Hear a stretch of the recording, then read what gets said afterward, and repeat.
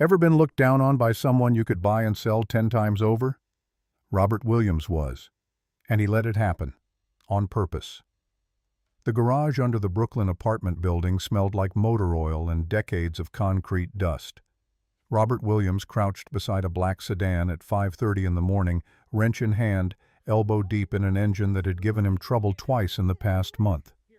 39 years old, hair starting to gray at the temples, hands scarred from years of work that didn't show up on any resume anymore.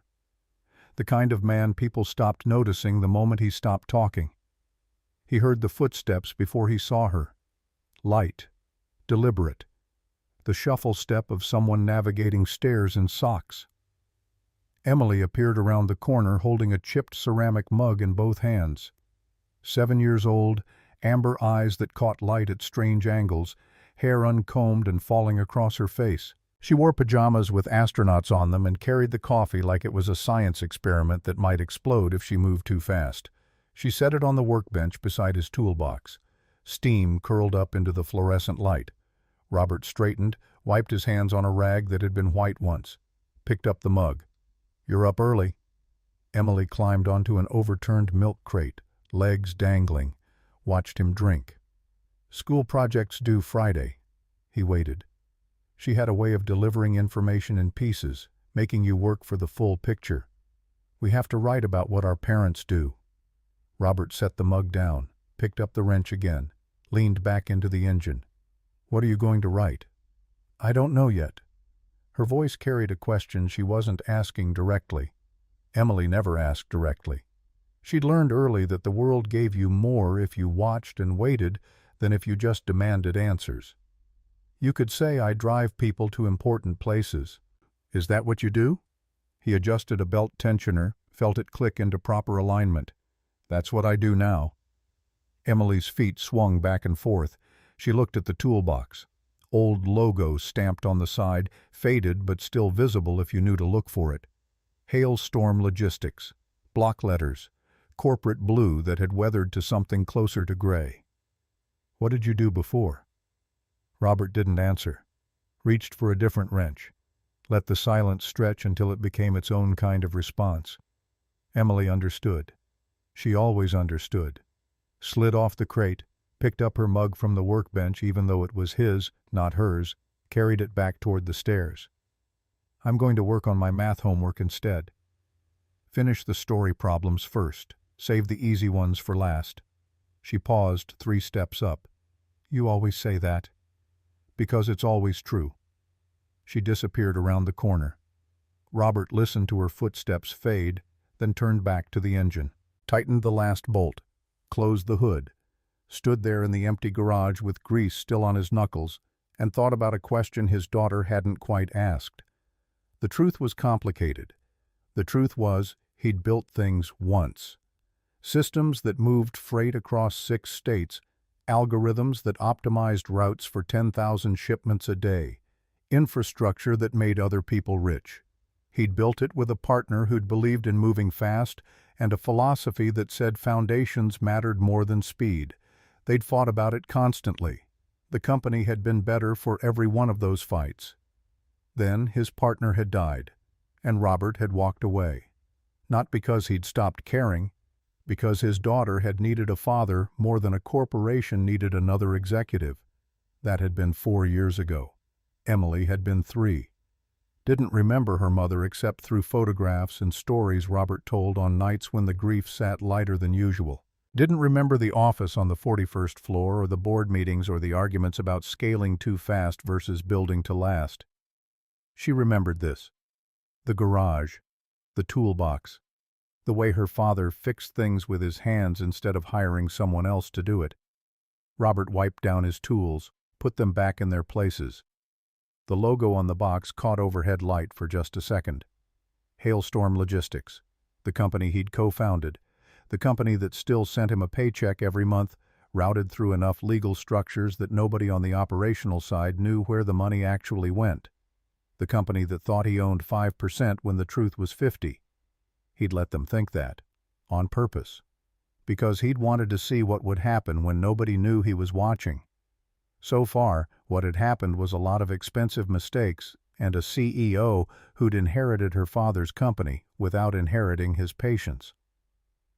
Robert picked up the coffee mug Emily had brought him, still warm, drained it, rinsed it in the utility sink, checked his watch.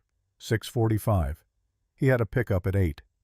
Upstairs, Emily sat at the kitchen table with her math book open and a pencil moving across lined paper in quick, confident strokes. She didn't look up when he came in. Robert made breakfast, scrambled eggs, toast, orange juice in a glass that didn't match any of the others.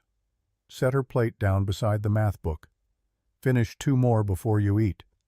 She nodded, kept writing. He watched her work through a story problem about trains leaving stations at different speeds. Watched her check her answer twice before moving to the next one. Some part of her mother lived in that. The carefulness, the refusal to guess. 7:15. She closed the book. 8. He sat across from her with his own plate and the kind of quiet that only happened between two people who'd learned not to fill silence just because it was there. "What time do you pick me up today?" 3:15.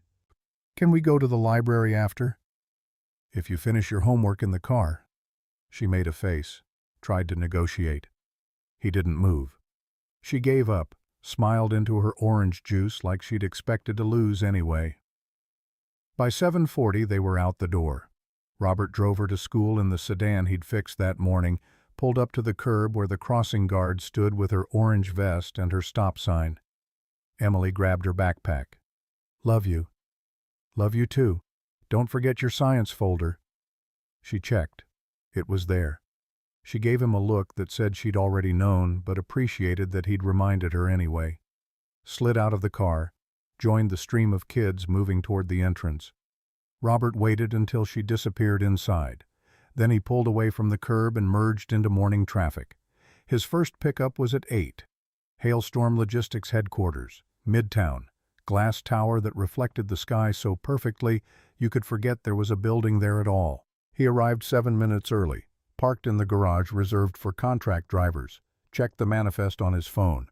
Passenger, executive, destination, financial district, duration, estimated 40 minutes depending on traffic. No name.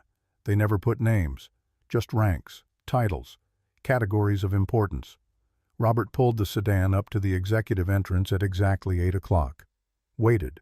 Glass doors opened. A man in a suit that cost more than most people's monthly rent stepped out, phone already to his ear, eyes scanning for his ride. Robert got out, opened the rear door.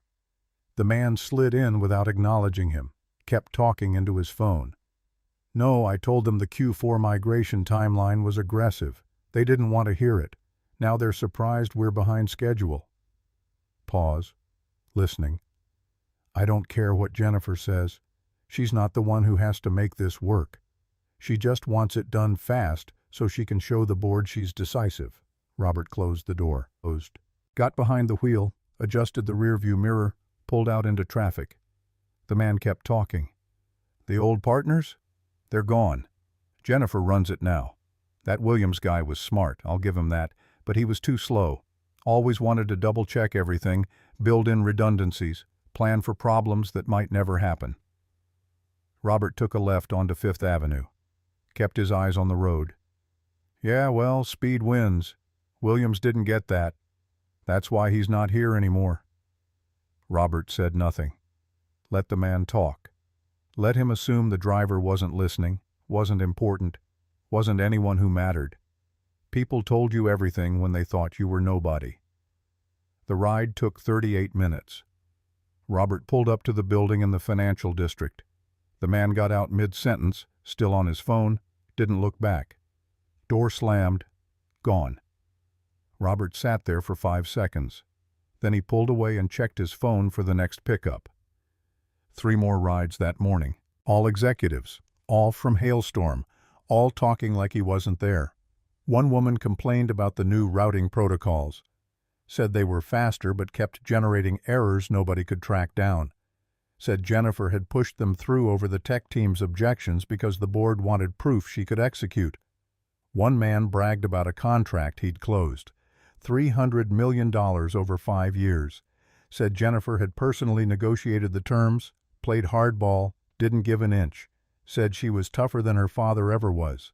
One younger guy, maybe 30, talked to someone about office politics, said the old guard was being pushed out. Anyone who'd worked with the founders was being sidelined. New people coming in, Jennifer's people. Loyal to her, not to the company's history. Robert drove them all, listened to all of it, said nothing. By noon he was done with hailstorm runs. Picked up Emily from school at 3:15. She came down the steps with her coat half-buttoned and her backpack listing to one side, carrying a folder full of worksheets she'd finished during lunch. Climbed into the back seat like she always did. Liked it better than the front. Said it felt like her office. "How was your day?" She buckled herself in, already pulling out homework. "Good. Marcus brought a lizard for show and tell. It escaped. Mrs. Patterson screamed. Did they find it?" "Yeah. It was under her desk." Robert pulled away from the curb, watched her in the rearview mirror. She was smiling at the memory, pencil already moving across a worksheet. "Did you finish your story problems?" "All of them." "The hard ones first?" "Like you said." He took the route home that avoided construction. Smooth, efficient, the kind of driving that didn't announce itself. Emily looked up from her homework. "Can we still go to the library?" "After dinner." She went back to her worksheet. They drove in comfortable silence. The city moved past the windows, ordinary and enormous, full of people who had no idea who anyone else really was. That evening, after Emily was asleep, Robert sat in the kitchen with a glass of water he hadn't touched and a phone that had been vibrating since 6 o'clock. He picked it up. Richard Davis, attorney, 62 years old, gray hair, three-piece suits, the kind of lawyer who'd seen enough corporate warfare to know when to fight and when to wait. Robert answered. "The board's been asking again." Richard's voice came through tired. He'd been managing this same conversation for months. "They want you formally back in the room. The new CEO's been making structural changes that worry them. System migrations, protocol updates, vendor contracts, all aggressive timelines." Robert leaned back in his chair, looked at the ceiling. "I know what she's been doing." "Then you understand why they're concerned." "I understand completely." Silence on the line. Richard waiting for a decision he already knew wasn't coming. "Tell them not yet." Richard had learned not to argue with not yet. He moved on. "There's also the annual equity filing. It goes public in 10 weeks. Your name will appear in every document circulated to investors, analysts, media. Jennifer will see it. Everyone will see it." "I know." "You could tell her now, before it blindsides her." Robert looked at the brown accordion folder sitting on the counter. Unremarkable except for the label printed along one edge. Hailstorm Logistics Equity Distribution, Williams R. He hadn't opened it in weeks. Didn't need to. The numbers hadn't changed. She needs to see it herself. When she's not ready. That's when we learn what kind of person she actually is. Richard sighed. Not disagreement. Just exhaustion. "Your call." They hung up. Robert set the phone down. Beside it, the folder. He picked it up. Opened it. Inside, the document that had defined his life for the past 4 years. Hailstorm Logistics. Equity Distribution Summary. 2 names. 2 percentages. Jennifer Miller, 50%. Robert Williams, 50%. Her father, Daniel Martinez, had set it up that way 10 years ago when they'd founded the company. Equal partners, equal risk, equal reward. They'd built it together, fought about every major decision, made each other better through constant disagreement. Then, Daniel had died. Stroke. Sudden. At his desk on a Tuesday afternoon with a half-finished email still on his screen. Robert had been at the hospital when it happened. His wife, Laura, 7 months pregnant, complications the doctors had been monitoring for weeks. He'd been sitting beside her bed when his phone rang with the news. Daniel Martinez was dead. The board was meeting. They needed Robert there. He hadn't gone. Laura had needed him more. Emily had needed him more. The board had met anyway, made decisions. Appointed Daniel's daughter Jennifer as CEO. She'd been 30 years old, brilliant, ruthless in the way young people are ruthless when they haven't learned yet what breaks. They'd assumed she'd inherited her father's 50%. They'd assumed Robert had some minor stake, 5% maybe, founder's scraps, enough to be respectful but not enough to matter. Nobody had checked the actual paperwork. Nobody had asked. Robert had let them assume, because he'd wanted to see what Jennifer would do when she thought she had total control. So far, what she'd done was move fast and break things.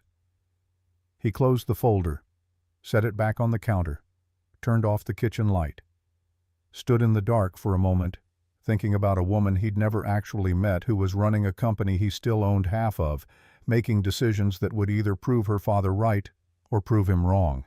In 10 weeks, she'd know the truth. In 10 weeks, everything would change. Robert went to bed. The next morning started the same. 5:30, garage, engine trouble on a different vehicle this time. Emily appeared with coffee at 6. They had the same conversation they always had, variations on a theme, the comfortable rhythm of two people who knew each other's patterns. At 7:45, Robert's phone buzzed. Dispatch, priority pickup, hailstorm logistics executive entrance, 8 o'clock. He dropped Emily at school, drove to Midtown, pulled up to the glass tower at 7:57. Waited. 8 o'clock came. Nobody appeared. 8:05. Still nothing. 8:07. The doors opened. A woman stepped out. 34 years old, dark hair pulled back with surgical precision, wearing a coat that cost more than Robert's monthly rent. Phone to her ear, eyes on the screen, moving fast. Jennifer Miller, CEO, daughter of his dead partner, the woman who thought she owned the company outright. Behind her, an assistant carrying 2 paper cups of coffee, struggling to keep up. Jennifer didn't look at the car, didn't look at Robert, just kept walking, kept talking into her phone, assumed the world would arrange itself around her because it always had. The assistant reached the car first, fumbled with the door. One of the coffee cups tilted. Robert saw it happening, saw the physics of it, the angle, the momentum, the inevitable result. He didn't move, just watched. Jennifer walked straight into the assistant. Not hard, just the collision of 2 people occupying the same space, one paying attention and one not. The coffee cup tilted further. The lid came loose. Hot liquid arced through the air in a slow, almost graceful curve. It didn't hit the marble. Didn't hit the assistant. Didn't hit Robert. It landed on Jennifer Miller's right shoe. Louboutin. Red sole visible for just a second. $1,200 worth of Italian leather and status. The lobby went silent. That specific silence that happens when the most powerful person in a room suddenly stops moving. Jennifer looked down at her shoe, looked at the spreading stain, looked at the assistant, who'd gone pale. Then she looked at Robert. He was already reaching into his jacket pocket, pulled out a cloth. Not because this was his fault, just because he was the kind of man who carried one. "Do you know what you just ruined?" Her voice wasn't loud, didn't need to be. It carried across the marble like a gavel coming down, final and cold and absolutely certain of its authority. Robert said nothing, stood there with the cloth in his hand. A security guard materialized at his elbow with a folded towel. Stephen Clark, building manager, appeared on Jennifer's other side, already assessing, already managing. Someone at the back of the lobby laughed. Short sound, reflexive, escaped before the brain could stop it. Others followed, quieter, unsure, looking between the woman in the expensive coat and the man in the worn jacket like they were watching a verdict being delivered. Stephen Clark held out the towel to Robert. "Clean it up." Not mean, not kind, just automatic, the way someone gives an order to someone they assume will follow it. Robert looked at the cloth in his hand, looked at the floor, made a calculation that had nothing to do with pride and nothing to do with anger. Something else entirely, something that required more patience than either of those. He lowered himself slowly. knelt on the marble, began to wipe the floor near her shoe. 4 seconds. Nobody breathed. A man at the far edge of the lobby, older, silver hair, wearing the expression of someone who'd survived too many boardrooms to be surprised by anything anymore, squinted at Robert. George Harris, VP of Operations. Something moved across his face, recognition that didn't fully ignite, like a word on the tip of the tongue that refused to come. He said nothing, turned away. Robert finished, stood, handed the cloth back, didn't look at Jennifer, walked to the reception desk, collected the leather folio a client had left in his car yesterday, walked out through the glass doors. He didn't hurry, didn't look back, just moved through the space like he'd made a decision about something nobody else had noticed yet. Outside, he got into his car, pulled away from the curb, merged into traffic. His phone buzzed. Emily, texting from school even though she wasn't supposed to have her phone out during class. "Forgot my science folder, can you bring it?" Robert smiled, typed back. "It's in your backpack side pocket." 3 dots. Then, "Oh, thanks." He pocketed the phone, drove. The city moved around him, ordinary and complicated, full of people making assumptions about each other based on nothing but what they could see. That afternoon he picked Emily up at 3:15. She came down the steps scanning the curb for his car with the focused attention of someone who took arrivals seriously, reached the sedan, climbed into the back seat, dropped her backpack beside her. She noticed the mark on his sleeve before he'd even started the engine. Coffee stain, faint but visible. Somebody was mean today. Not a question, just reading evidence. Robert glanced at her in the rearview mirror. "Somebody didn't know who I was yet." Emily looked out the window, watched the city slide past, thought about this for a full block before responding. "You never tell anyone who you are." It wasn't an accusation, just an observation she'd clearly been holding for a while. "No." "Why not?" He thought about it before answering. She always appreciated when he did that, when he treated her questions like they deserved actual consideration instead of automatic responses. "Because I want to see who they are first, before they know to behave differently." Emily absorbed this, filed it somewhere permanent. "What if they're mean to you?" Then later, when they find out, we see what kind of sorry they give, the kind that changes something, or the kind that just sounds nice for a minute. She nodded once, slow, understanding settling into place. "I don't need them to know anyway. I already know who you are." Robert didn't answer, but when he stopped at the next red light he reached back. She took his hand, small fingers pressing once before letting go. Then she looked back out the window like it hadn't happened, which was exactly how she always did it. They drove home, made dinner together. Spaghetti, garlic bread, salad from a bag. Emily set the table while Robert cooked. They ate, talked about her day, about Marcus's escaped lizard, about the math test on Friday she wasn't worried about. After she went to bed, Robert sat in the kitchen again. Same glass of water, same phone vibrating. He picked it up. Richard Davis, again. "I heard what happened this morning." Robert waited. "Building security footage, the lobby incident. Stephen Clark's been suspended pending review. Turns out asking a company equity holder to clean floors in front of witnesses is the kind of thing HR takes seriously. I didn't file a complaint. You didn't have to. George Harris was there. He's on the board. He saw the whole thing. Didn't recognize you at the time, but he pulled your employee photo this afternoon, made some calls." Robert leaned back, looked at the ceiling. "How's Jennifer taking it?" "She doesn't know yet. She's been in back-to-back meetings all day, but she will, tomorrow morning. The board chairman's calling her personally." Silence.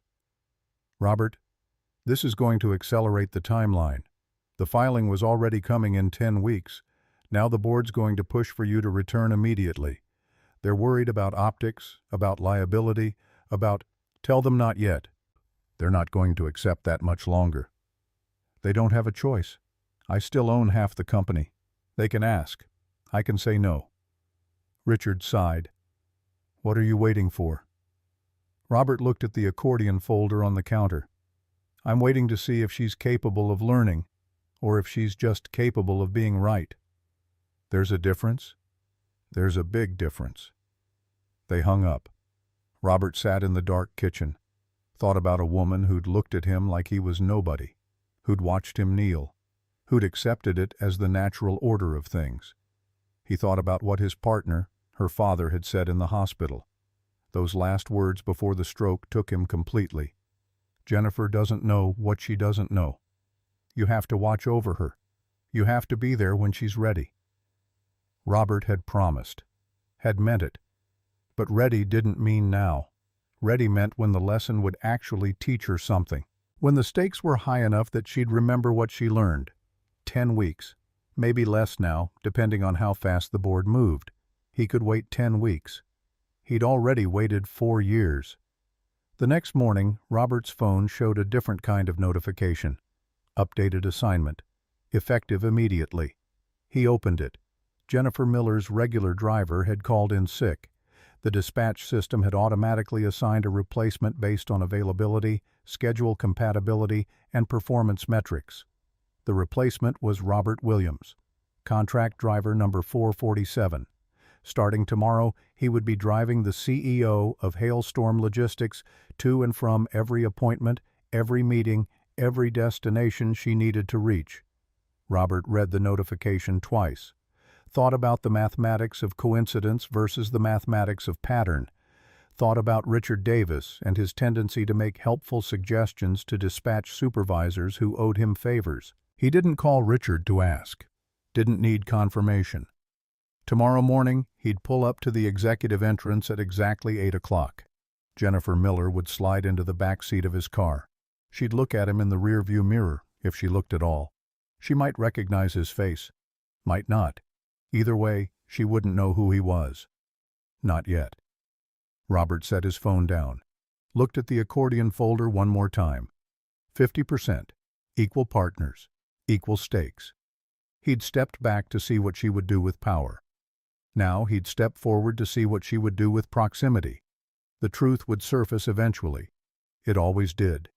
The only question was whether she'd still be worth saving when it finally arrived. Robert turned off the light, went to bed.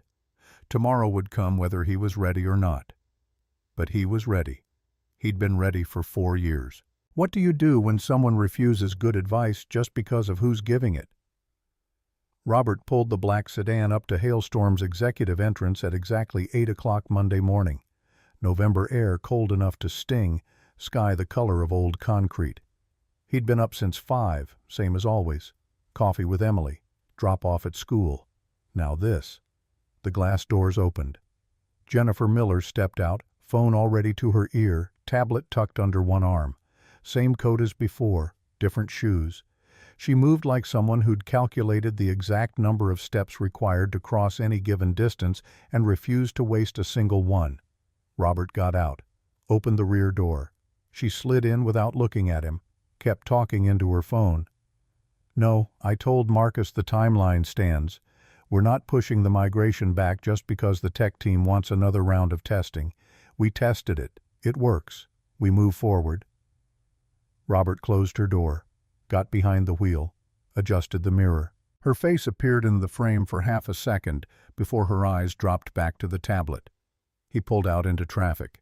She worked the entire ride. Emails, documents, a video call with someone in Chicago about vendor contracts. Never once looked up, never acknowledged he existed beyond the function he served. At 8:43 they arrived at her first meeting. Financial district. Glass building identical to every other glass building. She got out mid-sentence, door already closing behind her before Robert could move to open it. He sat in the car, waited, checked the schedule on his phone. Next pickup at 10:15, same location. 2 hours. He pulled around the corner, found street parking, opened his laptop. VPN into Hailstorm systems took 15 seconds. His co-founder access had never been revoked. Nobody remembered it existed. He navigated to the operations dashboard, pulled up the system logs from the past week. Migration protocols, performance metrics, error rates, The numbers told a story. Throughput up 18%, response times down 12%, success rate hovering at 94%. Good numbers, the kind of numbers that made executives feel smart. Robert drilled deeper, pulled the error logs, filtered by category. There, routing anomalies, 0.3% of total volume. Statistically insignificant. Well, within acceptable parameters, except they shouldn't exist at all. He traced one. Shipment routed from Baltimore to a distribution hub in Northern Virginia that the system should have known was at capacity. The shipment sat there for 6 hours before being manually redirected. He traced another. Time-sensitive pharmaceutical cargo assigned to a carrier that had already departed. Missed the delivery window by 40 minutes. Small errors, easily corrected. The kind of thing that got lost in the noise of 40,000 decisions per hour. But they were there, and they were increasing. 0.28% last week, 0.3% this week, if the trend held, 0.35% next week. Still statistically insignificant, still within parameters, until peak season hit in January, until volume doubled and those small errors compounded into cascade failures that brought down entire regional networks. Robert made notes, saved the log files, closed the laptop. At 10:15 he pulled back up to the building. Jennifer emerged at 10:18, already on a different call, already moving. She got in. He drove. Same pattern. She worked. He listened. This time she was talking to the CTO. Michael, I don't care if it makes the engineers uncomfortable. We optimized the system. We're seeing better performance. That's what matters. Pause. Listening. They're worried about what? Edge cases? Michael, we can't design for every possible scenario. We design for the probable scenarios, and we move fast.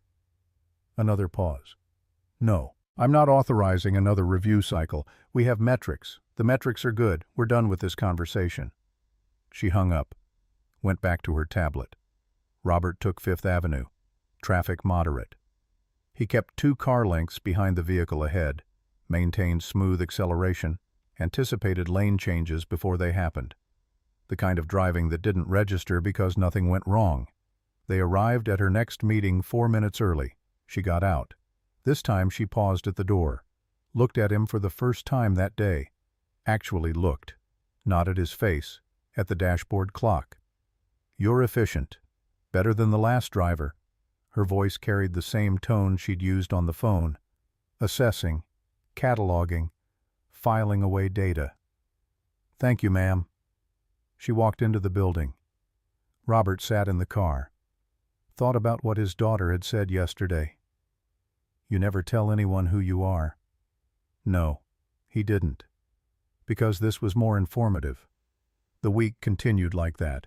Monday, Tuesday, Wednesday. Same pattern. Jennifer working, Robert driving. She made calls, sent emails, reviewed documents, gave orders. He listened, learned, said nothing. By Wednesday afternoon he had a complete picture of what she was doing. System migration from the original platform he and Daniel had built to a newer architecture the tech team had designed. Faster processing, better optimization algorithms, improved performance metrics across the board, and completely untested under the kind of load the system would face in 6 weeks when holiday shipping hit peak volume. The old platform had been built with redundancies, safeguards, conditions that sacrificed speed for stability when traffic exceeded certain thresholds. Robert had written those conditionals himself. They were invisible under normal operations, only activated when the system detected patterns that indicated approaching cascade failure. The new platform had removed them, not maliciously, just optimized them away, treated them like legacy code, dead weight, inefficiency. The engineers who'd done the migration didn't understand what those conditionals protected against because they'd never seen the system fail.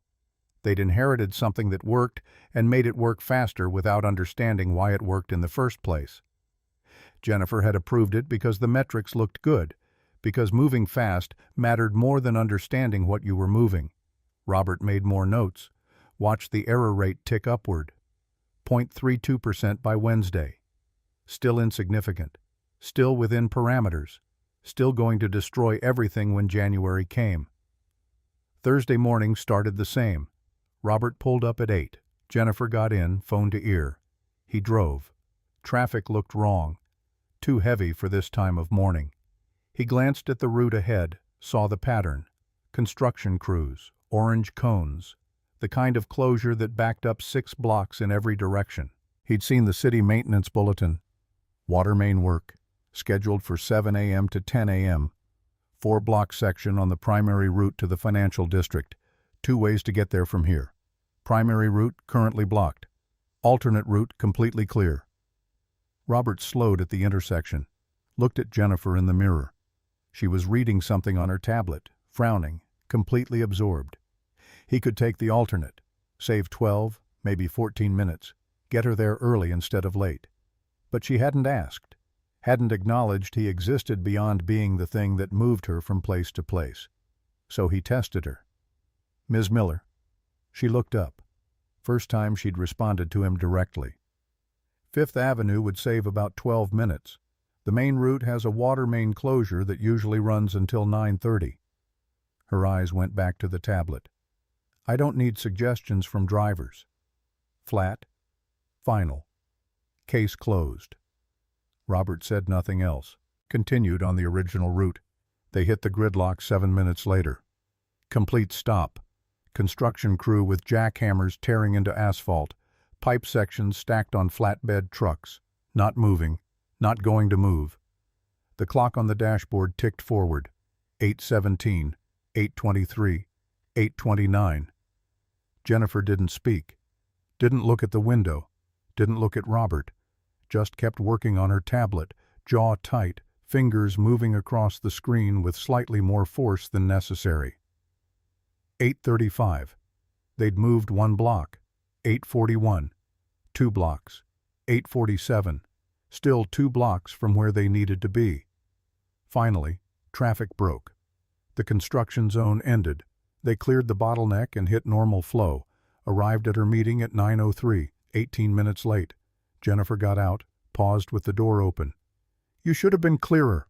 Not looking back, just stating a fact, then gone. Robert sat there, looked at the dashboard clock. Thought about the mathematics of blame versus the mathematics of choice. She'd had the information. She'd chosen not to use it. Now she was recalibrating the past to make it someone else's failure. He'd seen this before, in boardrooms, in negotiations, in every interaction where someone's identity depended on never being wrong. Robert pulled away from the curb, checked his phone. Next pickup at 11. That evening, after Emily was asleep, Robert opened his laptop again, pulled the system logs. The error rate had jumped, 0.4%, small spike, probably unrelated to anything he could measure. But it was there. His phone rang. Richard Davis. "How's it going?" Robert leaned back in his chair. "She's exactly what I thought she'd be." "Which is?" "Smart, driven, completely certain she's right about everything." Richard made a sound that might have been a laugh. "So, like her father?" "No." Daniel knew what he didn't know. "She doesn't." Silence on the line. "The board's getting impatient. They want you back in an official capacity. They're worried about the Q4 numbers and the system migration and a dozen other things Jennifer's pushing through without adequate oversight." "I know what they're worried about." "So come back. You have the authority. You own half the company." Robert looked at the screen. Error logs, performance metrics, the slow creep of failure nobody else was watching for. Not yet. "Robert, she needs to fail first. Just enough to crack that certainty. Not enough to break the company, but enough that when she sees the equity filing, she'll understand why it matters that she didn't know." Richard was quiet for a long moment. "You're gambling with a lot of money." "I'm gambling with whether she's worth her father's faith in her. Money's just the score." They hung up. Robert closed the laptop, sat in the dark kitchen, thought about a man who'd died before he could teach his daughter the most important lesson. That being smart isn't the same as being right. That moving fast isn't the same as moving well. Friday morning. Same routine. Robert picked Jennifer up at 8. She got in, already on a call with someone about client retention numbers. They drove. This time he didn't offer advice, just took the routes he knew would work, got her everywhere on time, perfect execution. She noticed. End of the day, when he dropped her at headquarters, she actually looked at him in the mirror. Much better. Like she was grading him, like he'd learned his lesson. Robert said nothing, just nodded. She got out, disappeared into the building. He sat there, thought about Emily asking why he didn't tell people who he was, thought about his answer. Because I want to see who they are first.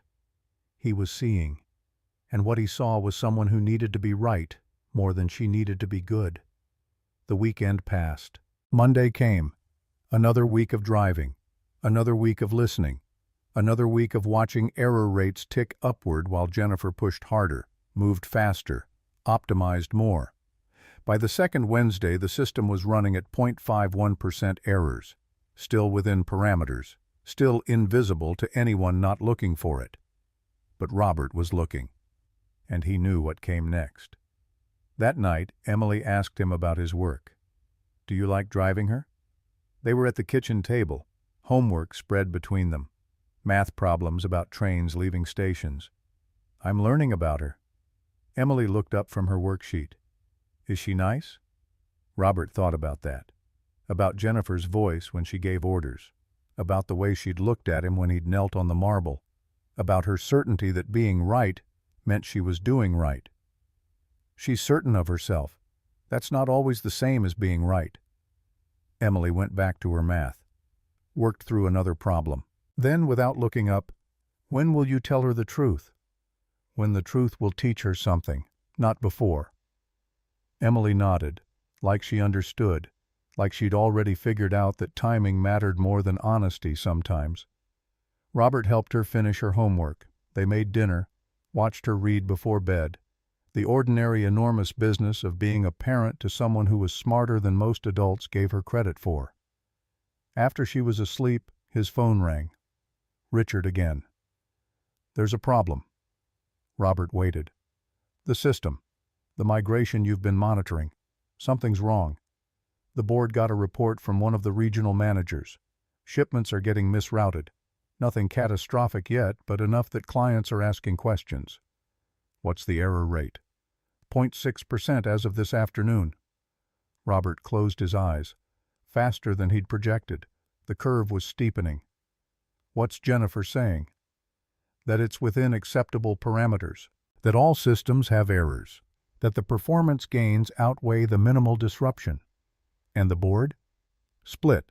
Half agree with her. Half want to revert to the old platform until they can figure out what's wrong. Robert stood, walked to the window, looked out at the city, lit up against the November dark. Don't revert. Not yet. Robert, if this gets worse, it will get worse. That's the point. She needs to see it get worse. She needs to understand what happens when you optimize for speed without understanding what you're removing. And if it breaks completely, it won't. Not yet. We've got time. How much time? Robert looked at the calendar on his phone. 6 weeks until peak holiday volume. 6 weeks until the system faced real stress. Enough. Richard didn't sound convinced, but he didn't argue. They hung up.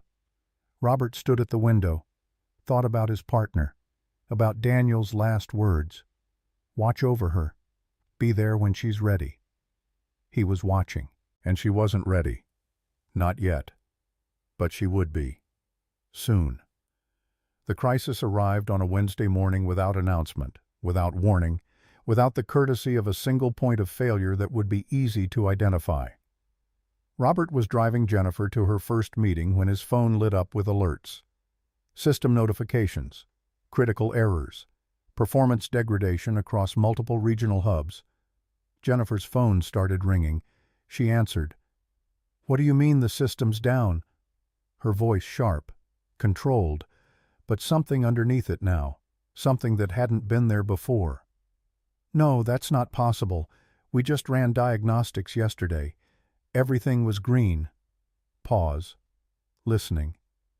I don't care what the error logs say. Get Michael on it. Get the whole team on it. I want this fixed in an hour." She hung up, made another call, then another. By the time they reached her destination, she'd canceled the meeting and redirected Robert back to headquarters. "Operations floor. Fast." Robert drove. Didn't speed. Didn't take risks. Just moved through traffic with the efficiency of someone who knew every alternate route, every timing pattern, every gap. They arrived in 14 minutes.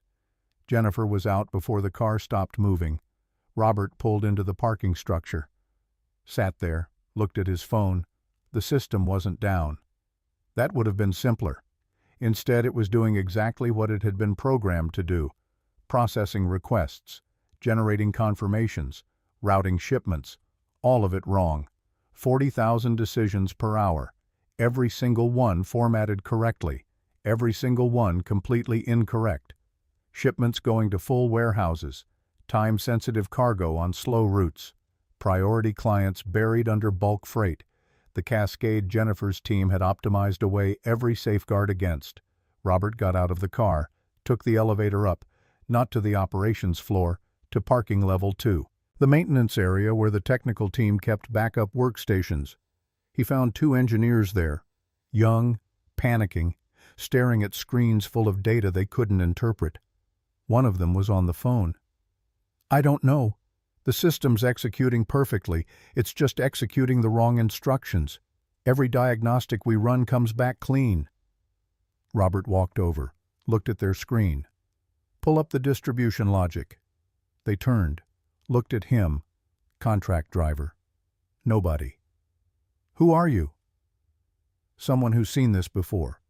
Pull up the distribution logic, not the routing layer, the layer underneath it, the original weighting structure."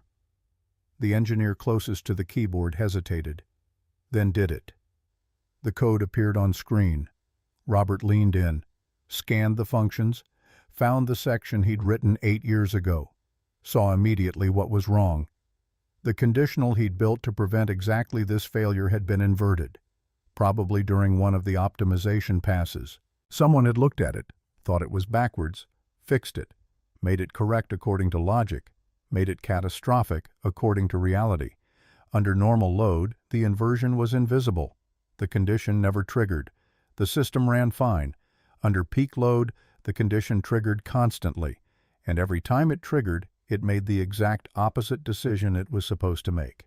Cascade, failure, exactly what he'd designed the original conditional to prevent. "There." Robert pointed at the screen. The engineers leaned in. "That's inverted. Flip the logic. The system's optimizing for throughput when it should be optimizing for stability." "How do you know?" Robert looked at them.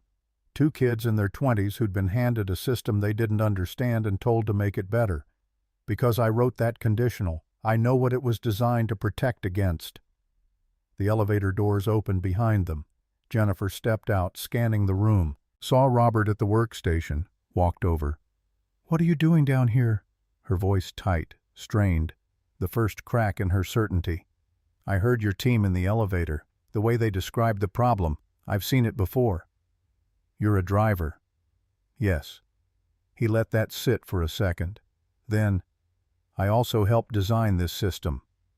The room went silent. Both engineers turned to look at him. Jennifer's face didn't change expression, but something behind it moved, recalibrating. "Who are you?" "Someone who knows what breaks when you optimize without understanding what you're removing." Michael Thompson appeared from the elevator, CTO 52, graying, carrying the specific exhaustion of someone who'd been fighting fires for 9 hours straight. "Jennifer, we've isolated the—" He saw Robert. Stopped. "Who's this?" Robert didn't answer, just turned back to the screen. "The conditional here. It's inverted. Flip it back. System will stabilize in about 20 minutes. Michael walked over, looked at the code, looked at Robert. "How do you know?" "Because I wrote it, 8 years ago, when we built the original platform." Michael's eyes narrowed, started to say something, stopped, pulled out his phone, typed something, stared at the result. Then he looked at Jennifer. "This is Robert Williams." Jennifer's face went completely blank. "The co-founder, the one who left 4 years ago." The silence that followed had weight, physical presence, the kind of quiet that changes what everyone thought they knew about the room they were standing in. Robert didn't wait for her to process. Turned to the engineers. "Fix the conditional, run a propagation test, then implement across all regional hubs. You've got maybe 2 hours before client contracts start getting pulled." He walked to the elevator. Jennifer didn't move, didn't speak, just watched him go. The doors closed. Robert descended to the parking level, got in his car, sat there. His phone rang. "Richard Davis. The board just called an emergency meeting tomorrow morning, 9 a.m. "I know. They're going to ask you to come." "I know that too. Are you ready?" Robert looked at the concrete ceiling of the parking structure.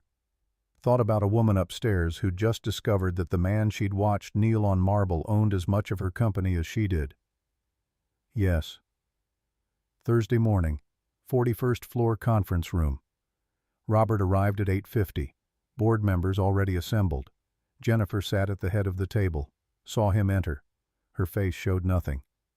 The chairman called the meeting to order. "Situation contained. 3 clients confirmed. The $300 million account will continue pending technical audit. Total exposure reduced from catastrophic to manageable." He looked around the table. "Attributed to intervention by someone with intimate knowledge of the platform's original architecture." Clicked a remote. Screen lit up at the far end of the room. Document. Equity Distribution Summary. Hailstorm Logistics Holdings. 2 names. 2 percentages. Jennifer Miller, 50%. Robert Williams, 50%. The room made no sound. 10 people staring. Jennifer read the name once, twice, 3 times. Her hands pressed flat against the table, fingers spread, knuckles white. George Harris, the VP who'd been in the lobby, nodded slowly. "I knew I recognized him." The chairman gestured to the empty chair at the far end of the table, directly across from Jennifer. "Mr. Williams, thank you for joining us." Robert walked the length of the room, set his brown accordion folder on the table, sat down. "I believe I was asked to attend." "You were." Jennifer's voice came out steady, controlled, but something underneath it now, something new. "I owe you an apology."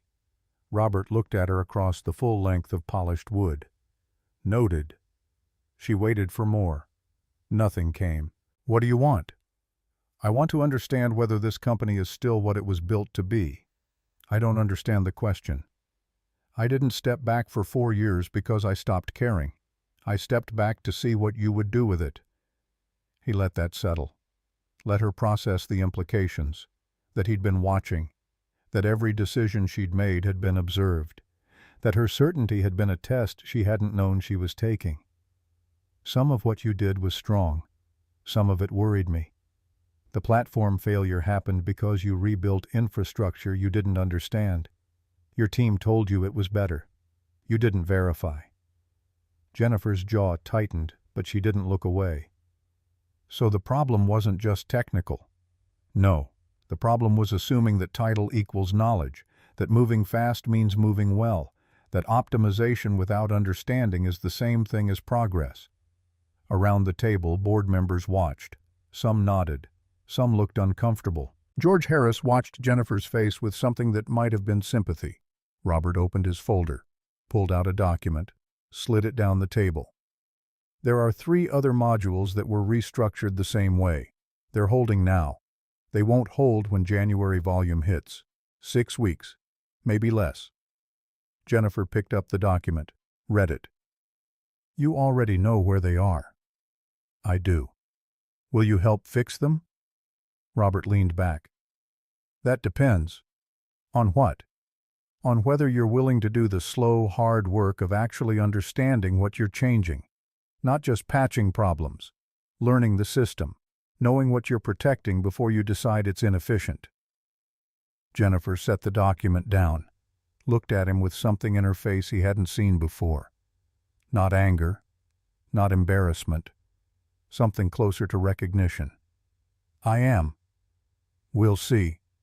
Robert stood, picked up his folder, walked toward the door. Mr. Williams. He stopped, turned. The chairman was standing. The board would like you to return in an official capacity, whatever role you feel appropriate. Not yet. The company needs its CEO to learn what leadership actually requires. I'll help, on my terms, when I decide it's time. He walked out, left them sitting there, left Jennifer at the head of a table in a room full of people who now knew she'd been running a company she only half owned while humiliating the man who owned the other half. Robert took the elevator down, picked up Emily from school at 3:15. She climbed into the back seat with her backpack and a question already forming. How was your day? Interesting. She looked at him in the mirror, studied his face. Good interesting or bad interesting? We'll see. She smiled, went back to her homework. By the time they got home, she'd finished 2 worksheets and started a third. That evening, Robert's phone showed a new message. Jennifer Miller. First time she'd contacted him directly. Meeting tomorrow. 4 p.m. My office. Please. He stared at the word please. Wondered if she'd ever used it with a subordinate before. He typed back one word. Address? She sent it. Brooklyn. His apartment building. She was coming to him. Robert set the phone down, looked at Emily doing homework at the kitchen table, thought about what came next, about whether Jennifer Miller was capable of learning or just capable of adapting her certainty to new information. Tomorrow, he'd find out. How many brilliant people do we walk past every day, never knowing their value? How often do we judge by what we see instead of what's real? The knock came at exactly 4 o'clock. Robert had been expecting it. Emily had been watching the door since 3:45, homework abandoned, stationed on the couch with a book she wasn't reading. Robert opened the door. Jennifer Miller stood on the landing. No coat this time, just a dark blazer over a white shirt, jeans he'd never seen her wear, hair pulled back but looser than usual. She looked like someone who'd dressed for a business meeting and then changed her mind halfway through. She looked at Robert, then past him into the apartment, saw Emily on the couch. Emily stood up, walked to the doorway, stopped 3 feet from Jennifer and just looked at her. That particular stillness Emily had, the kind that made adults uncomfortable because it didn't come with the usual social padding children learn to deploy. You're the one who made my dad kneel down. Not angry, not accusing, just stating a fact for the record. Jennifer froze, literally stopped moving. For maybe the first time in her adult life, she had absolutely no idea what to say. Robert watched the moment stretch, watched Jennifer's face cycle through responses she was trained for and discard all of them because none of them fit. Finally Jennifer spoke, voice quieter than he'd ever heard it. Yes, I am. Emily studied her, calculating something. Then, he said someone who doesn't know who he is yet isn't the same as a bad person. Jennifer blinked, looked at Robert, back at Emily. That's a generous interpretation. I know. Emily stepped back from the door, gestured into the apartment with the same casual authority she used when inviting her friends over. He's in the kitchen. Then she walked back to the couch, picked up her book, pretended to read while listening to absolutely everything. Jennifer stood in the doorway. Robert stepped aside. She came in. The apartment was small. The kind of small that came from rent control and priorities that didn't include impressing anyone. Kitchen visible from the front door. Living room barely big enough for the couch and the bookshelf. Drawings on the refrigerator held up by magnets. One showed 2 people in front of a building with 12 windows. A dog sat near the entrance. They didn't own a dog. Jennifer looked at the drawing, looked away, followed Robert into the kitchen. He was already at the counter. Coffee maker that had been repaired twice, visible solder marks on the base.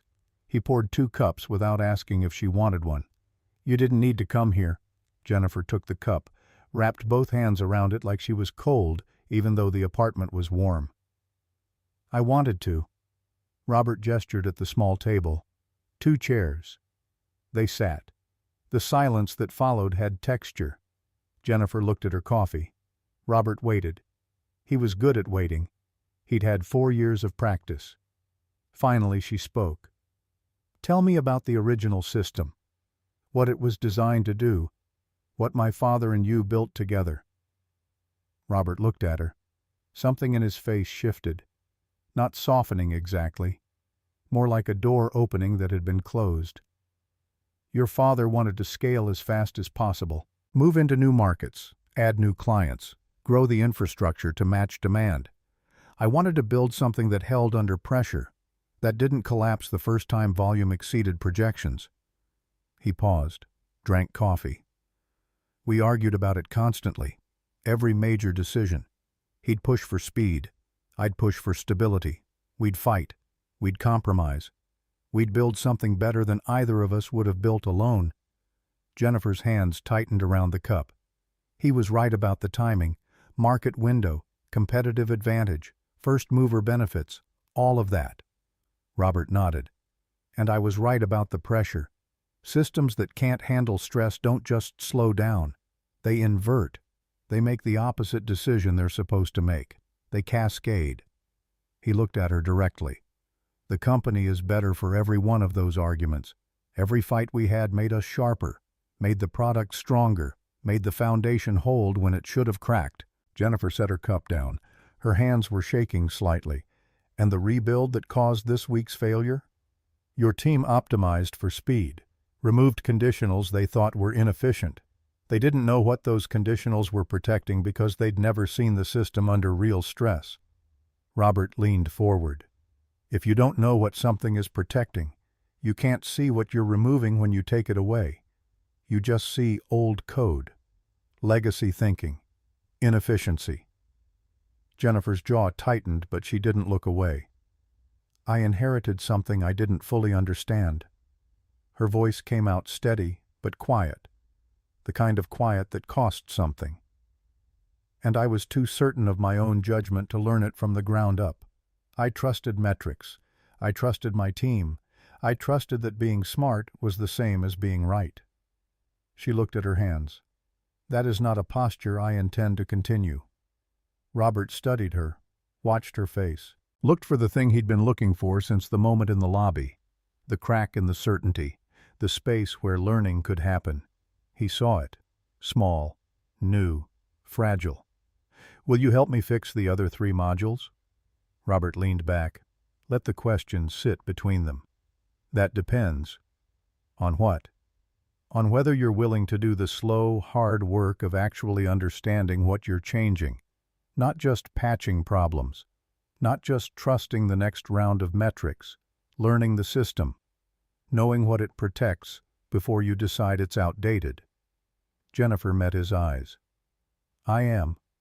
Robert looked at her for a long moment, the kind of assessment that went deeper than words, that measured intention against capacity, that tried to see whether someone could become what they claimed they wanted to be. We'll see. The sound from the living room was careful, deliberate. Emily's book closing. Footsteps. She appeared in the kitchen doorway. Can we eat? She looked at Robert, at Jennifer, back at Robert, waiting for an answer to a question she wasn't quite asking. Robert looked at his daughter, at the woman sitting across from him, at the space between what was and what might be. He stood, opened the cabinet, took down a 3rd bowl. Didn't say anything. Just set it on the counter beside the other 2. Jennifer stared at it, at what it meant, at the gesture she hadn't asked for and didn't know if she deserved. I should go. Emily's voice came quick, certain. You don't have to. Jennifer looked at the 7-year-old who'd opened the door with a judgment and was now offering something else entirely. I'm not a very good dinner guest. Emily shrugged with the specific confidence of someone who'd already decided this wasn't a problem. That's okay. Dad burns the rice sometimes. Robert made a sound in his throat. Not quite a laugh, more like surrender to a truth he couldn't deny. "I do not burn the rice." Emily held up 2 fingers, completely calm. "2 times. Last month. Once. 2. The certainty in her voice left no room for negotiation. Robert looked at Jennifer. Jennifer was watching this exchange with something in her face he'd never seen before. Not the controlled professional mask, not the calculated assessment. Something open, unguarded, almost vulnerable. Robert turned back to the stove, started pulling ingredients from the refrigerator, vegetables, rice, chicken he'd been planning to cook for just himself and Emily. Jennifer stayed. They ate at the small table, 3 bowls, 3 glasses of water because Jennifer declined the wine Robert offered, said she needed to think clearly. Emily told her about the drawing on the refrigerator, why the building had 12 windows instead of 4, why they didn't have a dog yet but would someday. Jennifer asked questions, actually listened to the answers instead of just waiting for her turn to talk. Asked Emily about school, about math, about what she wanted to be when she grew up. Emily said maybe an engineer, maybe an architect, maybe someone who built things that lasted. Jennifer glanced at Robert when Emily said that. He was looking at his daughter with an expression Jennifer was starting to recognize. Pride mixed with something deeper. The specific love of a parent who'd raised a child alone and seen them turn out better than he'd hoped. The city outside went from gray to dark, kitchen lights warm against the November cold. They finished eating. Emily helped clear the table. Jennifer offered to help with dishes. Robert said no, guests didn't do dishes. Jennifer said she wasn't really a guest. Robert didn't argue. Let her dry while he washed. Emily settled back on the couch with her book, actually reading now. The adults worked in silence, the kind that didn't need filling.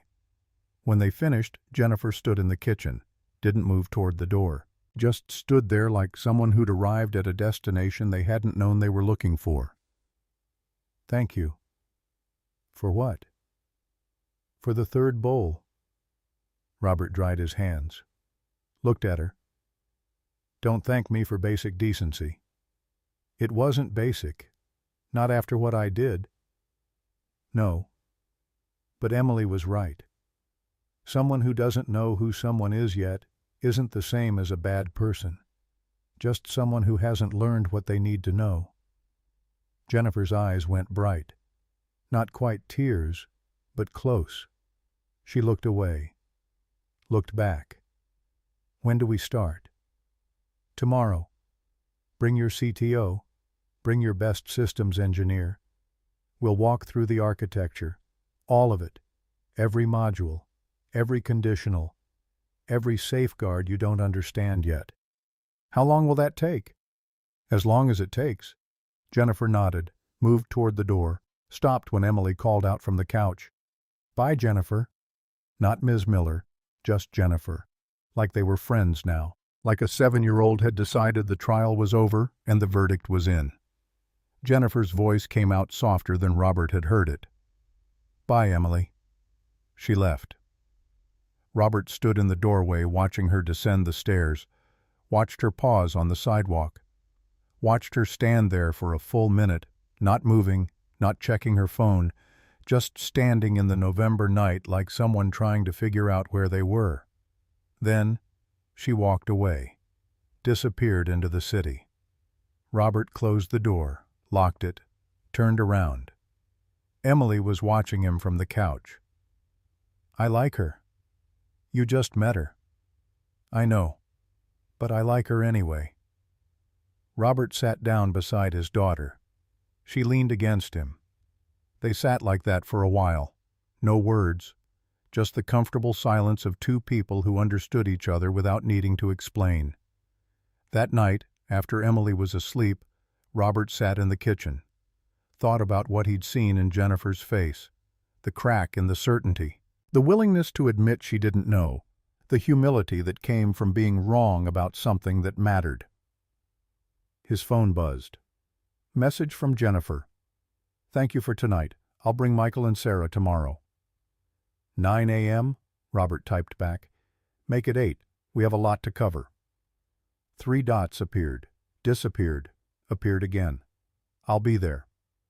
Robert set the phone down, opened his laptop, pulled up the system architecture, started making notes about what they'd need to review. The modules, the conditionals, the philosophy behind the design. It would take weeks, maybe months. But if Jennifer was actually willing to learn, if she could set aside her need to be right long enough to understand what being good required, then maybe she was worth the faith her father had placed in her. Maybe. 3 weeks passed like water finding its level, slow, inevitable, reshaping everything it touched. Jennifer showed up at Hailstorm headquarters every morning at 8, brought Michael Thompson, the CTO, and Sarah Kim, lead systems engineer. Robert met them in the conference room on the 41st floor, the same room where the board had revealed his equity stake. Different purpose now. He walked them through the architecture, layer by layer, module by module, explained not just what the code did, but why it existed, what it protected, what happened when you removed it.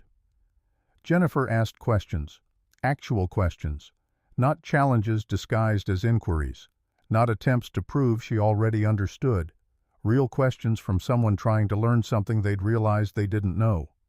By the end of week 1, they'd mapped the 3 critical modules Robert had flagged, understood where the conditionals had been removed, understood what would happen when January volume hit if they didn't fix it. By the end of week 2, Sarah had rewritten the first module. Robert reviewed it, found 2 errors, explained why they mattered. Sarah fixed them, showed him again. This time, it was right. By the end of week 3, all 3 modules were corrected, tested, ready for deployment. They were in a systems review meeting when it happened. Jennifer's tech director, a man named Andrew, who'd been with the company 2 years, presented an efficiency upgrade for one of the modules they'd just fixed. "We can shave another 8% off processing time if we adjust the weighting algorithm here." He pointed at the screen. Robert saw it immediately. The same mistake. Different module. Same fundamental misunderstanding. Jennifer stopped him. "What are we losing to gain that 8%? Andrew blinked, looked at her like she'd asked the question in a foreign language. "Losing? What is this protecting that we'd be removing?" The room went quiet. Andrew looked at the screen. Really looked. Tried to answer a question he'd never been asked before. I'm not sure." Jennifer's voice stayed level, patient, not angry, just clear. "Then I'd like the answer before we proceed. Show me what breaks if we make this change. Show me the stress test results. Show me what happens when we're wrong." Andrew nodded, sat down, started pulling up documentation. Robert watched Jennifer's face, saw her ask the question her father would have asked, saw her refuse to move forward without understanding the cost. That evening, Robert was outside Emily's school at 3:15 when his phone buzzed. Text from Jennifer. "Systems review went well. Andrew's doing the stress tests now. Thank you for teaching me the right question." Robert didn't respond immediately. Thought about it, about what it meant that she was thanking him for something she should have been doing all along. But growth started somewhere, usually started small. He typed back, "You asked it, that's what matters. 3 dots. Then, still learning when to ask it soon enough." Robert smiled, put the phone away. Emily came down the school steps with her backpack and a question already forming. "Is Jennifer coming over again?" "I don't know. Why?" "I want to show her my science project." "What's your science project?" "How bridges hold weight. I built a model. It can hold 17 books before it breaks." Robert looked at his daughter, at the kid who'd decided to study how things held under pressure, who'd built something designed to carry more than anyone expected. "If she comes over, you can show her." Emily climbed into the back seat, satisfied, started her homework before they'd left the parking lot. The last Friday of November came cold and bright. Robert finished his morning work with Hailstorm's tech team by 11, had the afternoon free, was about to leave the building when his phone buzzed. Jennifer. Not a text, an actual call. "Do you have a minute?" "Sure." "Can you come up to my office?" Robert took the elevator to the 41st floor. found her office. Corner space, glass walls, view of the city that probably cost more than his annual salary used to. Jennifer stood at the window, turned when he came in. The board approved the module corrections. Michael presented the full technical audit this morning. They're implementing across all regional hubs starting Monday. Good. She walked to her desk, picked up something, a piece of paper, folded once. I found this in the conference room, after the board meeting, 3 weeks ago. She handed it to him. He unfolded it. Emily's drawing. 2 people in front of a building with 12 windows. The dog they didn't have yet. Emily left it there when she came to the office with me one afternoon. I've been looking at it for 3 days. Robert looked at the drawing, at his daughter's careful lines, at the building she'd imagined, at the space she'd left for someone else. She gave this building 12 windows and a dog. Jennifer's voice came quiet. I know. I've been wondering what it means.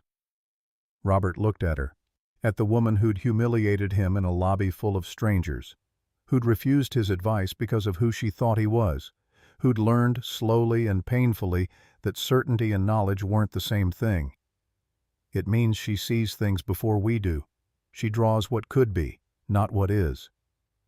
Jennifer nodded, looked at the drawing. If she wants it back, you'll have to come get it.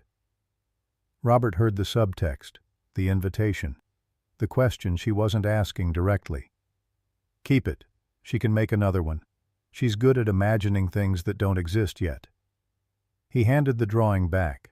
Jennifer took it, set it on her desk, looked at it like it was the most important document in the building. Robert left, took the elevator down, picked up Emily from school at 3:15. She came down the steps scanning the curb for his car, climbed into the back seat with her backpack and her homework and a question. Are we going straight home?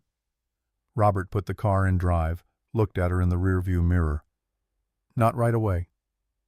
Emily's face didn't change, but something in her eyes shifted. That particular stillness she had when she already knew the answer before she asked the question. Are we going to see her? Robert looked at his daughter, at the kid who'd opened a door and spoken plainly and offered a third bowl without ceremony, at the person who'd decided forgiveness was possible before any of the adults had figured it out. We might. Emily nodded once, like she'd already known, like this had been obvious to her for weeks. She took out her homework, started working on math problems, completely calm, completely certain. Robert drove through the November afternoon, the city cold and gray and ordinary, full of people who hadn't met each other yet, full of stories that hadn't started, full of versions of the future that existed only in the space between what was and what might be. That was the thing about not yet. It was never an ending. It was only ever direction, only ever the gap between where you stood and where you could go if you were willing to learn what you didn't know. Robert thought about Jennifer standing in his kitchen, about the third bowl, about the questions she was starting to ask, about the person she might become if she kept asking them. He thought about his daughter's drawing. 2 people, 12 windows, a dog, space for something that didn't exist yet but could. Emily looked up from her homework. Dad? Yeah? When we get the dog, can it sleep in my room? Robert almost smiled. We'll see. That means yes. That means we'll see. She settled back into her seat, satisfied, went back to her math problems like the question had been answered even though it hadn't. The traffic light ahead turned yellow. Robert slowed, stopped, looked at the rear-view mirror. Emily working, city moving, everything ordinary, everything exactly as it should be. The light turned green. He drove forward. Forgiveness doesn't arrive all at once. It comes in moments, small choices, third bowls and honest questions and 7-year-olds who see things before adults do. Jennifer Miller had been certain of herself, certain of her judgment, certain that being smart meant being right. She'd learned, slowly and painfully, that certainty was different from wisdom, that knowing was different from understanding, that leadership required humility more than it required confidence. Robert Williams had watched and waited, had let her fail just enough to crack the armor, had been there when she was ready to learn, had kept his promise to a dying man who'd asked him to watch over a daughter who didn't know what she didn't know. Now they stood in the space between what had been and what might be, between the humiliation and the healing, between the mistake and the growth. Emily had drawn that space. Two people, a building that didn't exist yet, a dog they didn't own, windows that let light in. She'd seen it before any of them, because children see what's possible without the weight of what's already failed. Robert pulled up to Jennifer's building. She was waiting outside, saw the car, saw Emily in the back seat, smiled, got in. Emily looked up from her homework. "Hi, Jennifer." "Hi, Emily." Robert pulled back into traffic. 3 people in a car, ordinary and impossible. The CEO and the co-founder and the kid who'd decided they were worth saving. "Where are we going?" Emily's voice. Curious. Excited. Jennifer looked at Robert. Robert looked at Emily in the mirror. "Library. You said you wanted to go." "Can Jennifer come?" Robert glanced at Jennifer. She was looking at Emily with something soft in her face, something that hadn't been there 3 weeks ago. "If she wants to." Jennifer's voice came quiet. "I'd like that." They drove through the city, the afternoon light going gold, then gray, then dark. The library warm and bright when they arrived. Emily led them to the children's section, showed Jennifer her favorite books, the ones about bridges and buildings and things that held weight. Jennifer sat on the floor with her, listened to a 7-year-old explain structural engineering with complete seriousness, asked questions that showed she was actually paying attention. Robert watched from a distance, watched 2 people connect over something simple, over curiosity, over the willingness to learn. An hour passed. Emily had 5 books checked out. They walked back to the car, the night cold now, November settling into winter. Jennifer paused before getting in. "Thank you for letting me come." Emily looked up at her. "You can come next time too, if you want." Jennifer's eyes went bright. She nodded, got in the car. They drove her home, dropped her at her building. She got out, leaned back in before closing the door. "See you Monday." "See you Monday." She closed the door, stood on the sidewalk, watched them drive away. Robert looked at Emily in the mirror. "You like her." "I told you that already." "You were right." Emily smiled. Went back to looking out the window at the city sliding past, at the lights and the people and the ordinary enormous complexity of everything. They drove home, made dinner. Emily showed him her library books. They read together before bed, the comfortable rhythm of a life built from small moments that added up to something solid. That night, after Emily was asleep, Robert sat in the kitchen. Phone dark, laptop closed, just sitting in the quiet. Thought about the past 4 years, about the choice to step back, about watching and waiting, about trusting that truth would surface when it needed to. Thought about Jennifer, about the person she'd been and the person she was becoming, about whether redemption was possible for people who'd done harm without realizing it. He thought the answer was yes, but only if they were willing to do the work, only if they could set aside their certainty long enough to learn what they'd missed. Jennifer was doing that work, slowly, imperfectly, but doing it. His phone buzzed. Message from Jennifer. "Emily's science project, the bridge that holds 17 books. I'd love to see it sometime." Robert looked at the message, at the CEO who was learning to pay attention to 7-year-olds, who was learning that knowing someone's daughter mattered more than knowing their title. He typed back, "She'd like that. Come by tomorrow, dinner at 6, 3 dots. Then, I'll bring dessert." Robert set the phone down, looked at the drawing on the refrigerator.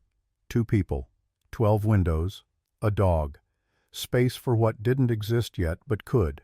He stood, turned off the light, went to bed, Tomorrow would come, and the day after that. And eventually January, with its peak volume and its stress tests and its proof of whether they'd fixed what needed fixing. But that was later. That was still not yet. Right now was this. A man who'd been invisible learning to be seen. A woman who'd been certain learning to be humble. A child who'd been wise all along.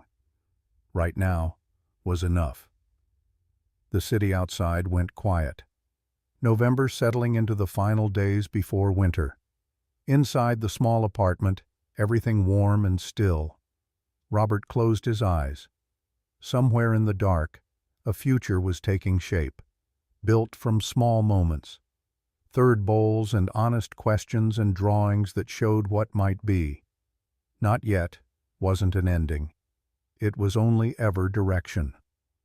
6 months after the library visit, Robert sat in the conference room on the 41st floor reviewing quarterly reports with Jennifer and Michael. January peak season had come and gone. The corrected modules had held. 0 cascade failures. 0 client losses. The $300 million contract had renewed and expanded. The system worked because they'd understood what it protected before they'd changed it. Jennifer closed her laptop, looked at Robert across the table. The board wants to announce your return officially. Co-CEO, equal authority, press release next week. Robert leaned back, thought about it, about what titles meant versus what work required. No. Jennifer blinked. No? I don't need a title. The equity documents already say what I am. Adding a title doesn't change the work. Michael looked between them, smart enough to stay quiet. Jennifer studied Robert's face. Then, what do you want? I want you to keep asking the right questions. What are we losing? What does this protect? What breaks if we're wrong? I want you to teach the next person those questions so they don't have to learn them the way you did. He stood, gathered his papers. Titles are easy. Wisdom is hard. You're learning the hard part. Don't stop now. He left. Jennifer sat there, looked at the empty chair, at the space where certainty used to sit before humility moved in. Michael waited until the door closed. He's right, you know. Jennifer nodded. She knew. That evening, Jennifer knocked on Robert's apartment door at 6:15. 15 minutes late because traffic had been worse than expected and she hadn't taken the alternate route her GPS suggested because she'd been on a call and hadn't been paying attention. Emily opened the door, looked at her watch. You're late. Not accusing, just observing. Jennifer smiled. Traffic was bad. I should have taken Fifth Avenue. Emily nodded, satisfied with the honest answer, stepped aside to let her in. Robert was in the kitchen, looked up when Jennifer entered. Dinner's ready, you're just in time. Jennifer set a box on the counter, dessert from the bakery Emily liked, chocolate cake with raspberry filling. They ate. Talked about Emily's science fair project. The bridge had held 23 books before collapsing, 3rd place in her grade. She'd lost to a volcano and a solar system model, but she wasn't disappointed because she'd learned that failure points were more interesting than success. After dinner, Emily showed Jennifer her newest drawing.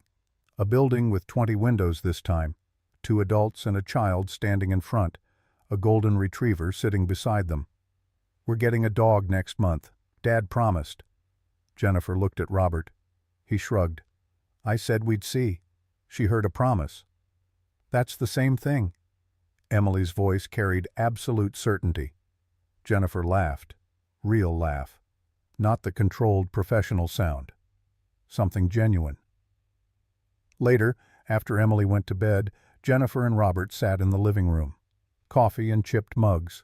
The comfortable silence of 2 people who'd learned not to fill every gap with words. Jennifer spoke first. I've been thinking about what happened. The lobby, the system failure, all of it. Robert waited. I thought being smart meant I was right. I thought having the title meant I had the authority. I thought moving fast was the same as moving well. She looked at her coffee. I was wrong about all of it. Robert didn't disagree. Didn't need to. The hardest part wasn't learning I was wrong. It was learning I didn't know I was wrong, that I was so certain of myself I couldn't see what I didn't understand. She looked up. How do you prevent that? How do you stay humble when everyone around you is telling you you're right? Robert thought about it. About 4 years of watching. About tests and patience and Emily's questions. You surround yourself with people who'll tell you the truth. You ask questions that reveal what you don't know. You remember that every system, every person, every situation has invisible protections you can't see until you break them. He set his mug down. And you remember that being powerful doesn't make you right. It just makes you loud. Jennifer absorbed this, filed it next to all the other lessons she'd learned the hard way. Your daughter sees things we don't. She does. The drawing, the third bowl, the way she decided I was worth forgiving before you did. Robert smiled. She sees what's possible without the weight of what's already failed. That's the advantage of being 7. You haven't learned to assume the future looks like the past. Jennifer looked at the drawing on the refrigerator. 20 windows now, 2 adults, 1 child, 1 dog. She's drawing our future. She's drawing a future. Whether it's ours depends on whether we're willing to build it. Jennifer met his eyes. Are you willing to build it? Robert didn't answer immediately. Thought about the question beneath the question. About trust and time and whether redemption was complete or just beginning. I'm willing to see if we can. That's different from certain. But it's enough to start with. Jennifer nodded, set down her mug, stood to leave. At the door she paused. Thank you. For what? For not giving up on me when you had every reason to. Robert looked at her, at the woman who'd made him kneel, who'd learned to ask better questions, who'd started showing up for a 7-year-old's science projects. I didn't do it for you. I did it for your father. He asked me to watch over you, to be there when you were ready. And now? Now I'm doing it because you've earned it. Jennifer's eyes went bright. She nodded. Left. Robert closed the door, stood there, thought about what it meant to earn something versus deserve something, about the gap between the two, about whether Jennifer had crossed it. He thought she had, mostly. The rest would come with time. His phone buzzed. Text from Richard Davis. Board meeting next Tuesday. They're voting on the co-CEO announcement whether you want it or not. Thought you should know. Robert typed back. Let them vote. I'll do the work either way. Title doesn't change that. 3 dots. Then, you're a difficult man to honor, Robert. Robert smiled. Put the phone away. The next morning, Emily asked him a question over breakfast. Is Jennifer going to be part of our family? Robert looked at his daughter, at the kid who'd asked the complicated questions since she was old enough to talk. What makes you ask that?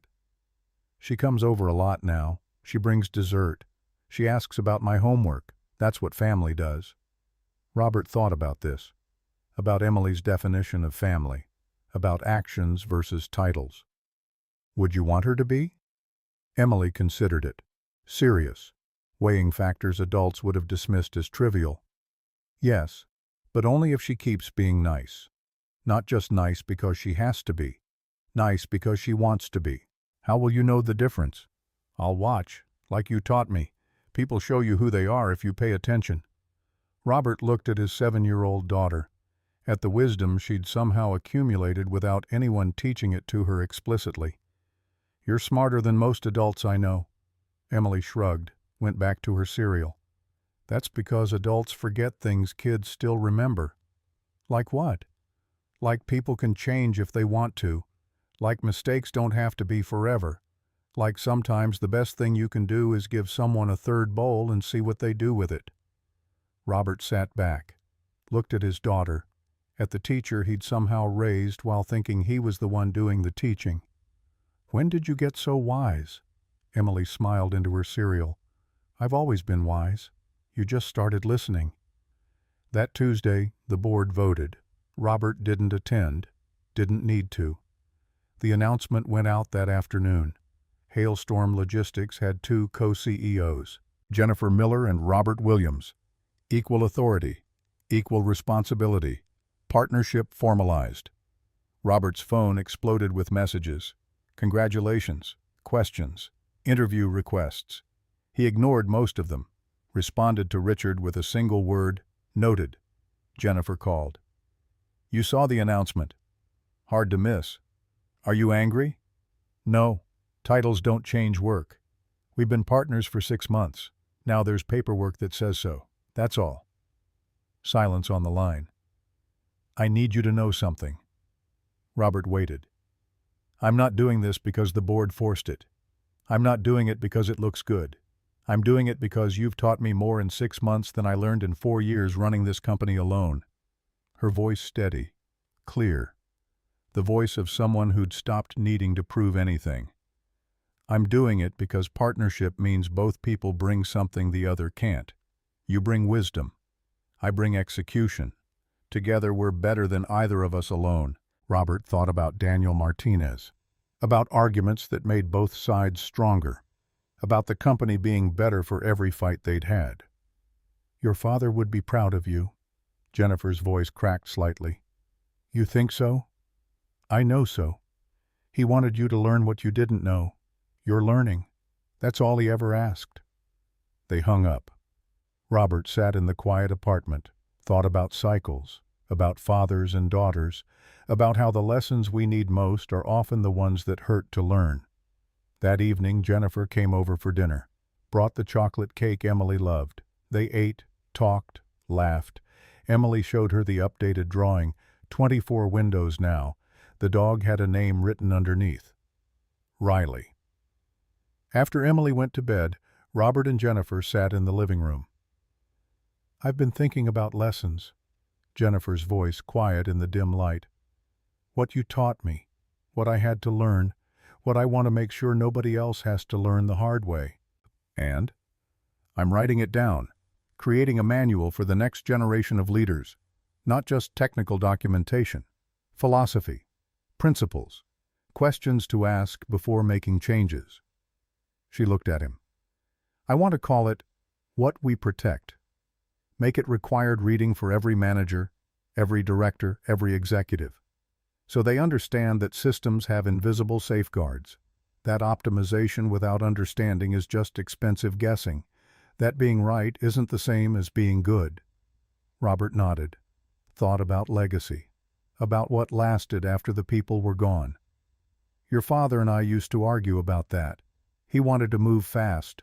I wanted to build things that held. We fought constantly, made each other better every time. He leaned forward. Write it down. But don't make it a manual. Make it a conversation. Show the arguments. Show the disagreements. Show that wisdom comes from tension between different views, not from one person being right. Jennifer pulled out her phone, started making notes. Can I interview you? Get your perspective? Your father's philosophy versus yours? Yes. But interview the engineers too, the ones who made the mistakes, the ones who learned from them. Make it complete, not just the executive view, the whole picture. Jennifer typed faster, ideas flowing, the energy of someone who'd found purpose beyond title. They worked until midnight, outlining, debating, building something together, the way partners should. When Jennifer finally left, Robert stood at the door watching her go, watched her pause on the sidewalk, pull out her phone, type something. His phone buzzed. Message from Jennifer.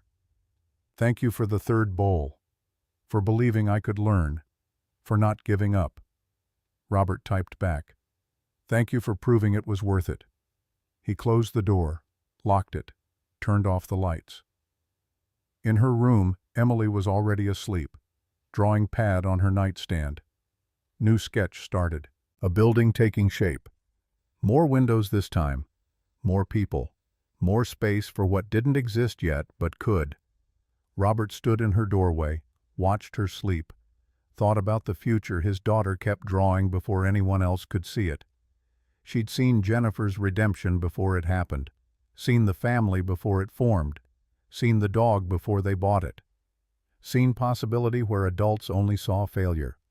That was the lesson, not just for Jennifer, For all of them. That certainty blinds you to what you don't know, that titles don't equal wisdom, that being powerful isn't the same as being right, that the people you overlook might be the ones you need most, that humility isn't weakness, it's the strength to admit you were wrong and the courage to learn from it. That redemption is possible, but it requires work. Real work. The slow, hard kind that changes you from the inside. That forgiveness isn't one moment. It's 1,000 small choices. Third bowls and honest questions and 7-year-olds who see what adults have forgotten. That family isn't just blood. It's who shows up, who stays, who earns their place through action, not assumption. That leadership means asking what you're protecting before you decide it's inefficient. Means understanding what breaks before you change it. Means listening to people regardless of their title. That wisdom comes from tension, from disagreement, from perspectives that challenge your certainty until you're forced to think deeper. That the future isn't fixed. It's drawn by people brave enough to imagine what doesn't exist yet, built by people humble enough to learn what they don't know. Robert closed Emily's door, went to his room, lay down in the dark. Tomorrow Jennifer would start writing, Emily would keep drawing, the company would keep growing, the dog would eventually arrive, and Robert would keep watching, keep teaching, keep showing up for the people who'd earned his presence, because that was the real lesson, the one beneath all the others. That being there matters more than being right, that patience outlasts certainty, that love is built from small moments, not grand gestures, that not yet wasn't an ending. It was only ever direction. And if you were willing to walk it slowly, with humility and questions and open hands, you might arrive somewhere worth being. Somewhere with 24 windows and a dog named Riley, and people who'd learned to see each other clearly. Somewhere called home.